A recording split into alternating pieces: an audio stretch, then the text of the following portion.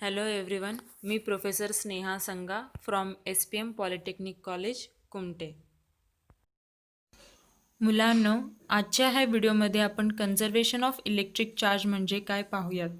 Conserve म्हणजे काय? Conserve म्हणजे कॉन्स्टंट. कॉन्स्टंट इलेक्ट्रिक चार्ज म्हणजे काय बघूयात. एखाद्या सिस्टीममध्ये टोटल इलेक्ट्रिक चार्ज हे कधी चेंज होत नाही. म्हणजे amount of positive charge minus amount of negative charge हे युनिवर्समध्ये नेहमी कन्झर्व असतो. आता आपण काही एक्झाम्पल्स पाहूयात. लास्ट टाइम आपण पेन्सिलला झूम इन करून मॉलिक्युलर लेवलपासून ते ॲटॉमिक लेवलपर्यंत पाहिलो.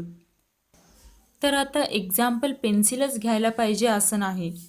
तुम्ही कुठलाही वस्तू घेऊ शकता. तुम्ही स्टूल, खुर्ची, आपल्या आजूबाजूला जे काही वस्तू आहेत, बॉल, सपोज इथं आपण स्पून घेतलं. स्पूनमध्ये आणि पेन्सिलमध्ये डिफरन्स काय असेल? स्पूनमध्ये इलेक्ट्रॉन्स हे फ्री असतात.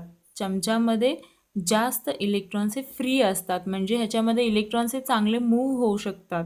आणि पेन्सिलमध्ये हे इलेक्ट्रॉन्स टाईटली बाउंड असतात. ह्याच्यामध्ये इलेक्ट्रॉन्स जास्त फ्लो होऊ शकत नाहीत. ह्या अगोदर आपण पाहिलेल्या एक्झाम्पलमध्ये ball, ceramic cup pot, pencil हे काय आहेत? इन्सुलेटर आहेत, म्हणजे बॅड कंडक्टर आहेत. ह्याच्यामध्ये इलेक्ट्रॉन्स हे कमी फ्लो होऊ शकतात. आणि क्राउन, चाकू, स्पून्स हे काय आहेत? कंडक्टर, म्हणजे ह्याच्यामध्ये इलेक्ट्रॉन्स हे चांगल्या प्रमाणे मूव्ह होऊ शकतात. जनरली बोलायला गेलो तर मेटल हे गुड कंडक्टर असतो आणि ग्लास, रबर, प्लास्टिक हे काय आहेत? बॅड कंडक्टर आहेत. आता ह्यापैकी कुठल्याही वस्तू घ्या आणि त्याला झूम इन करा. त्यातला ॲटॉमिक स्ट्रक्चर जेव्हा आपण अभ्यास करायला जातो तर तिथे तुम्हाला असं स्ट्रक्चर दिसेल. सेंटरला प्रोटॉन आणि न्यूट्रॉन असतात, त्यालाच न्यूक्लियस असं म्हणतात. प्रोटॉन हे पॉझिटिव्ह चार्ज असतात आणि न्यूट्रॉन हे चार्जलेस असतात. त्याच्या भोवती इलेक्ट्रॉन्स एका स्पेसिफिक ऑर्बिटमध्ये रिव्हॉल्व होत असतात. जेव्हा इलेक्ट्रॉन्स फ्लो होत असतात तेव्हा इलेक्ट्रिसिटी तिथं ॲक्ट होतो. फॉर एक्झाम्पलसाठी आता आपण कार्बन ॲटम घेऊयात. कार्बनचा ॲटॉमिक नंबर हे 6 आहे. तर इथं 2 ऑर्बिट तुम्हाला दिसत आहेत. पहिल्या ऑर्बिटमध्ये 2 इलेक्ट्रॉन फील होतात आणि दुसऱ्या ऑर्बिटमध्ये राहिलेले 4. जे राहिलेले इलेक्ट्रॉन असतात, जे उरलेले इलेक्ट्रॉन असतात, त्यालाच व्हॅलन्स इलेक्ट्रॉन असं म्हणतात. आता इकडे 2 कार्बन ॲटम आहेत समजा. तर तुम्ही इथं इलेक्ट्रॉनचं आउटर ऑर्बिटमध्ये इलेक्ट्रॉन्स कसं देवाणघेवाण करत आहे तुम्ही तर पाहू शकता. तर इलेक्ट्रॉन्स हे खूप लाईट वेट असतात ॲज कम्पेअर टू प्रोटॉन. त्यामुळे हे इझिली मूव्ह होऊ शकतात. एखाद्या मटेरियलमध्ये इलेक्ट्रॉन्स हे इझिली फ्लो होऊ शकतात, त्यालाच इलेक्ट्रिक करंट असं म्हणतात. इलेक्ट्रॉन्स फ्लो झाल्यामुळे तिथं करंट ॲक्ट होतो. तर लास्ट टाइम आपण पाहिलो की प्रोटॉन हे पॉझिटिव्ह चार्ज असतात आणि इलेक्ट्रॉन्स हे निगेटिव्ह चार्ज असतात. हे 2 चार्जेस एकमेकांशी बॅलन्स करत असतात.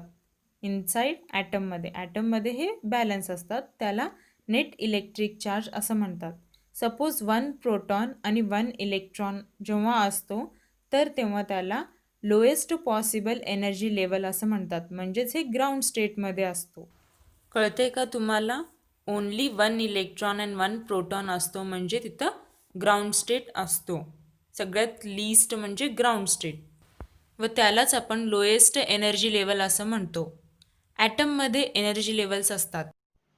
ॲटमच्या आउटरमोस्ट ऑर्बिटमध्ये जे इलेक्ट्रॉन्स असतात ते आपण ॲड करू शकतो आणि रिमूव्ह पण करू शकतो. जसं आपल्याला पाहिजे तसं आपण ॲड आणि रिमूव्ह करू शकतो. इलेक्ट्रॉन लूजली बाउंड असल्यामुळे आपण ॲड आणि लूज करू शकतो, पण तसं प्रोटॉनसोबत आपण करू शकत नाही, कारण ते फिक्स्ड असतात.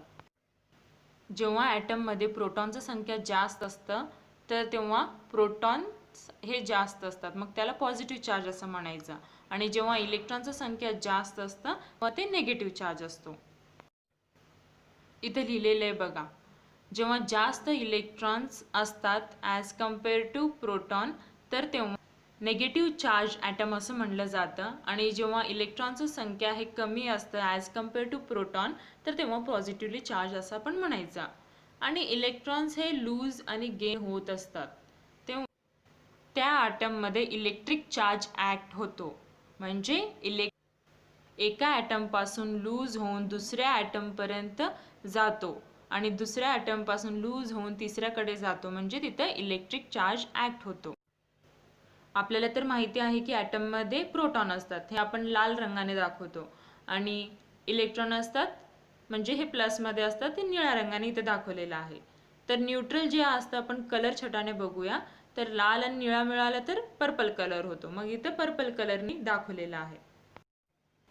मधला जो कलर छटा आपल्याला दिसते तो अनचार्ज्ड आहे. ॲटम हे अनचार्ज्ड आहे आणि जेव्हा पॉझिटिव्ह असेल तर तेव्हा पॉझिटिव्ह चार्ज दिसेल आणि निगेटिव्ह असेल तर निगेटिव्ह चार्ज दिसतो. प्रत्येक ॲटम हे maximum number of electron hold करत असतो. सेंटरमध्ये न्यूक्लियस आहे आणि त्याच्या भोवती इलेक्ट्रॉनचे ऑर्बिट्स आहेत. ते ऑर्बिट KLNOPQ आणि फर्स्ट ऑर्बिटमध्ये 2 इलेक्ट्रॉन फील होतात आणि दुसऱ्या ऑर्बिटमध्ये 8 असं सो ऑन. तर हे सगळं ॲटमच्या एलिमेंटवरती डिपेंड असतं, ॲटम नंबरवरती डिपेंड असतं. सपोज आपण इथं कार्बन कन्सिडर केला, कार्बनच्या फर्स्ट ऑर्बिटमध्ये 2 इलेक्ट्रॉन फील झालेत आणि बाकीचे राहिलेले किती राहिलेत? 4. तर 4 हे आउटर ऑर्बिटमध्ये फील होतात, त्याला व्हॅलन्स इलेक्ट्रॉन असं म्हणलं जातं. आणि जेव्हा लास्ट ऑर्बिटमध्ये मॅक्झिमम नंबर ऑफ इलेक्ट्रॉन्स हे फील होतात तेव्हा ते ॲटम स्टेबल होतो. आत्तापर्यंत आपण काय काय पाहिलो? इलेक्ट्रिक चार्ज हे आपल्याला स्वतः क्रिएट करता येत नाही आणि डिस्ट्रॉय पण करता येत नाही, पण आपण एका बॉडी टू दुसऱ्या बॉडीपर्यंत ट्रान्सफर करू शकतो. ठीक आहे. सेकंड, ॲटम हे 3 पार्टिकलपासून बनलेला आहे. सेंटरमध्ये प्रोटॉन आणि न्यूट्रॉन, त्याला न्यूक्लियस म्हणतो, आणि त्याच्याभोवती इलेक्ट्रॉन. तर फिरत असतो. मग ॲटम हे 3 पार्टिकलपासून बनलेला आहे, प्रोटॉन, न्यूट्रॉन आणि इलेक्ट्रॉन. आता तिसरा, इलेक्ट्रिक चार्जेस पण खूप इम्पॉर्टंट आहे. On the basis of electric charges, electron हे निगेटिव्ह चार्ज आहे आणि प्रोटॉन हे पॉझिटिव्ह चार्ज आहे. तसे न्यूट्रॉन हे न्यूट्रल म्हणजे चार्जलेस. ठीक आहे, ते इलेक्ट्रिकली न्यूट्रल आहे. आता आपण एक व्हिडिओ बघूया, ह्याच्याने आपल्याला चार्जेस म्हणजे काय एक्झॅक्टली कळेल. स्टॅटिक इलेक्ट्रिसिटी आपण अगोदरच पाहिलेले आहोत. आता विथ एक्झाम्पल एक बघूयात व्हिडिओ. आता आपण एक एक्झाम्पल बघूया. जेव्हा तुम्ही सॉफ्ट कार्पेटवरती पाय ठेवता तिथे पॉझिटिव्ह चार्ज बिल्डअप होतो, कारण इलेक्ट्रॉन्स हे कार्पेटवरती लॉस होत असतात. कार्पेट हे इन्सुलेटेड मटेरियलपासून बनलेला असतो. इथे रब होत असताना इन्सुलेटरमध्ये ऑलरेडी व्हॅलेन्स इलेक्ट्रॉन हे थोडे फील झालेले असतात आणि हे इलेक्ट्रॉन्स कंटिन्यू घेत असतात जोपर्यंत दुसरा बॉडी आणि दुसरा वे मिळत नाही. आणि आपलं बॉडी हे कंडक्टर आहे, माहीतच आहे. कंडक्टर हे लूजली बाउंड इलेक्ट्रॉन्स असतात आणि हे इलेक्ट्रॉन्स दुसऱ्याला देत असतात. ह्या केसमध्ये तुमच्या बॉडी व कार्पेट एरिया ह्या दोन्हीमधला घर्षण, आणि इथे न्यूट्रल चार्जच्या ऐवजी बॉडी आणि कार्पेटमध्ये चार्ज इम्बॅलन्स क्रिएट होतो.